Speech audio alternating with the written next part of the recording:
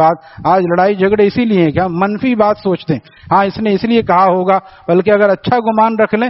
ہمارے شیخ فرماتے تھے بدگمانی پر قیامت کے دن گواہ پیش کرنے پڑیں گے, تم نے کیسے بدگمانی کی.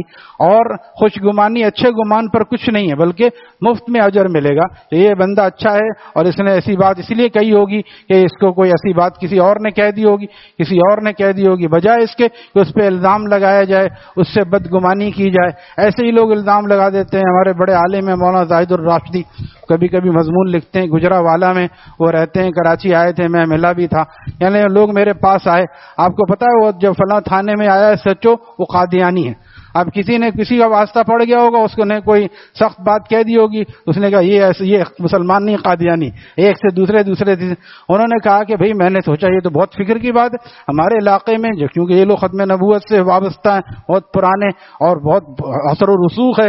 تو وہ کہہ رہے ہیں ہمارے علاقے میں سچو قادیانی کیسے آ سکتا ہے. تو کہہ رہے ہیں میں خود گیا اس کے پاس, سلام دعا ہوئی, وہ میرا بچپن کا کلاس فیلو نکلا, بالکل پکا مسلمان تھا. اب لوگوں نے قادیانی مشہور کیا, جبکہ پکا مسلمان اہل حق کے عقیدہ رکھنے والا. ٹھیک ہے داڑھی وغیرہ تو ان لوگوں کی نہیں ہوتی, جہاں اعلیٰ افسر ہو جاتے ہیں وہ سنتوں سے خالی ہو جاتے ہیں, ڈرتے ہیں غیروں سے. منموہن سنگھ نہیں ڈرتا تھا سکھ ہو کے داڑھی رکھنے سے, لیکن مسلمان آقا کی سنت سے ڈرتے ہیں, کہیں لوگ ہمیں ملا نہ کہہ دیں. سکھ جو ہے وہ سنگھ ہو کے اس کے سنگھ نکلے ہوتے ہیں, اور وہ جنت نہیں ملے گی اس کو, کیونکہ جو نبی علیہ السلام کا کلمہ نہیں پڑے گا اس کو جنت نہیں ملے گی. لاہور ہمارا جانا ہوا, ان دنوں میں گرودوارے میں کوئی ان لوگوں کا پروگرام ہو رہا تھا, بہت سارے سکھ سب کی داڑیاں تھی, پائچے نیچے ایک خاص لباس اور داڑیاں سب کی, کوئی داڑھی نہیں منڈاتا, کوئی بال نہیں کٹاتے. ان کے گرو نانک نے قسم کھائی تھی, اس کی وجہ سے یہ لوگ کرتے ہیں.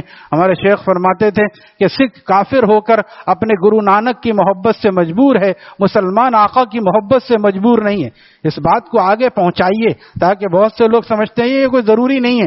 دیکھیے ان کے لیے کون سا ضروری ہے, لیکن وہ اپنے گرو نانک کی قسم کو پورا کر رہے ہیں اور ہم آقا کے ارشاد کو پورا کر رہے ہیں. وفر اللہ واقف الشوارب, داڑیوں کو بڑھاؤ اور مونچھوں کو کترواؤ.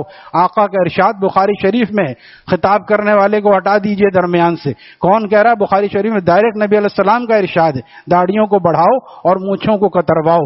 لہذا اس بات کو آگے پہنچائیں. اگر ہماری وجہ سے ایک سنت زندہ ہو گئی اور کسی کی زندگی میں سنت کا اہتمام کرنے لگا, انشاءاللہ ہمارے لیے صدقہ جاریہ بن جائے گا. اللہ تعالی ہمیں بھی سنتوں کا اہتمام نصیب فرمائے اور ان باتوں کو آگے پہنچانے کی توفیق عطا فرمائے.